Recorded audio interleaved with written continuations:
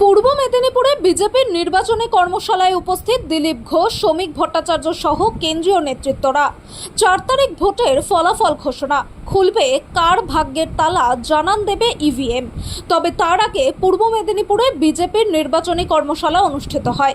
এই নির্বাচনের কর্মশালায় উপস্থিত ছিলেন দুর্গাপুরের বিজেপি নেতা দিলীপ ঘোষ সহ বিজেপির 35টি বিধানসভা কেন্দ্রের বিজেপি প্রার্থী সহ বিজেপির একাধিক কার্যকর্তারা।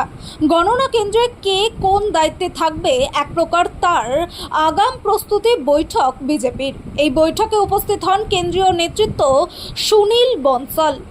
ইতিমধ্যে উপস্থিত হয়েছেন বিজেপির নেতা দিব্যেন্দু অধিকারী, রাজ্য সভাপতি শ্রমিক ভট্টাচার্য, কেন্দ্রীয় নেতৃত্ব ভূপেন্দ্র যাদব, জেপি রাঠোর, সুনীল বনসাল, অমিত মালব্য এছাড়াও অন্যান্যরা উপস্থিত ছিলেন।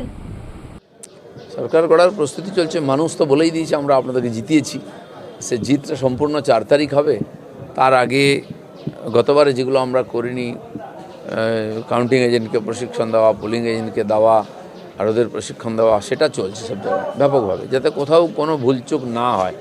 মানুষের আশীর্বাদ যেন ঠিক জায়গায় পড়ে এবং সেই আশীর্বাদ নিয়ে বিজেপি সরকার করে যেন তাদের মনের ইচ্ছা পূর্ণ করতে পারি, তার প্রস্তুতি চলছে।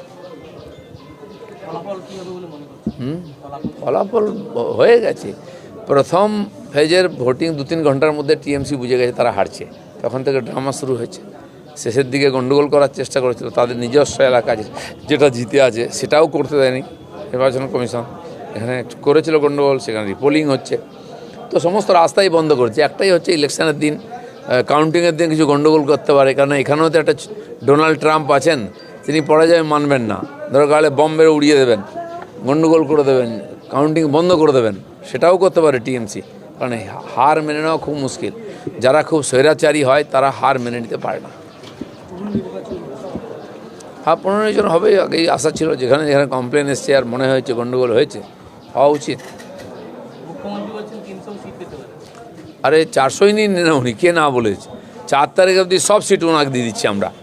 4 তারিখ দুপুরের পর থেকে আমরা জিতবো, আমরা সরকার মামলাটা করতে গেছিল না, উকিল সিবালকে কত টাকা ফিস দিয়েছে, আমরা সরকারে এসে আজকের দিনে আপনাদের কত টাকা খরচা হলো, আপনাদেরই ট্যাক্সের টাকা তো আমরা জানাবো।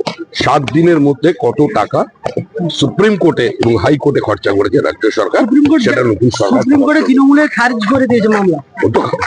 নতুন কি আছে? আপনি নতুন খারিজ শুনছেন? তৃণমূলকেই মানুষ খারিজ করে দিয়েছে, আর কোনো মামলা খারিজের কথা।